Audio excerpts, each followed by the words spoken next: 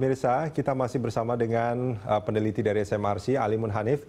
Pak Alimun Hanif, ini kalau kita melihat dua data yang disampaikan sama Ami tadi, dari Sulawesi Selatan dan juga Jawa Tengah, yang dari Sulawesi tadi sudah hampir sekitar sudah 70-an lebih. 70%, ya. 70-an lebih, dan kalau kita melihat data sementara ini, itu pasangan nomor urut 3, Nurdin Abdullah Sudirman Sulaiman, itu unggul dengan 42 lebih persen, ya, 42,80-an persen kalau saya tidak salah. Dan urutan kedua itu masih sekitar 28-an. Artinya ada jeda yang cukup jauh, ya. Cukup jauh. Oh, iya, nah, iya. Apakah dari data yang sudah masuk yang lebih dari 70% ini boleh dikatakan bahwa angkanya tidak akan banyak berubah? Tidak akan berubah. Tidak akan apalagi berubah. Kalau kita lihat pasangan calon yang sangat banyak, ya. Ini tidak suatu model yang head to head. Jadi saya kira perolehan suaranya akan terus didominasi oleh dua yang paling atas. Dan saya kira memasuki 75%.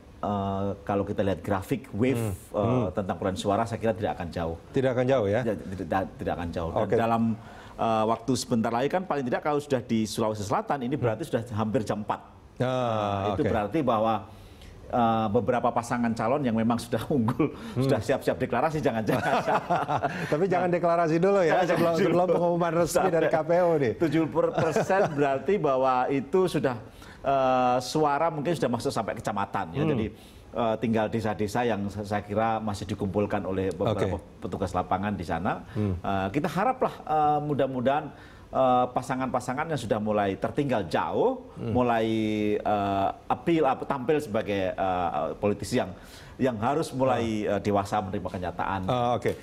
Artinya menarik ini. Ini memang belum hasil akhir, tapi karena secara akademis gitu ya, secara akademis bahwa biasanya kalau sudah 70-an% data yang masuk itu tidak akan banyak berubah.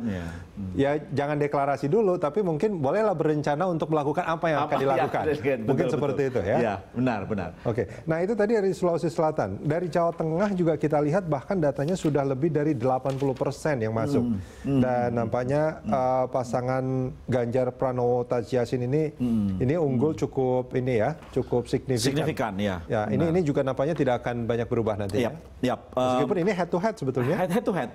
Memang tidak akan jauh berbeda dalam pengertian dibanding kalau lebih plural konfigurasi kekuatannya, maka kemungkinan yang jauh tidak akan terjadi. Tapi kalau head to head berarti kita tinggal menghitung beberapa basis yang sudah menjadi pemilih menentukan pilihan itu harus kita antisipasi. Tetapi melihat jaraknya yang relatif jauh antara 53 melawan 46 60 sekian melawan 38% itu sesuatu yang boleh dikatakan hampir tak sebanding. Jadi kalaupun yang kedua naik, paling banter naiknya akan sekitar sampai 40-an begitu, lalu kemudian yang ini akan turun sekitar sampai 50%, 60%. Nah, disitulah saya kira yang harus kita antisipasi adalah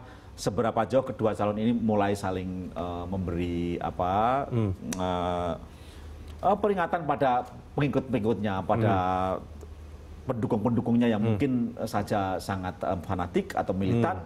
Tapi melihat perkembangan yang kita lihat sekarang ini, saya kira tidak akan. Apa yang menarik sebenarnya sosiologisnya.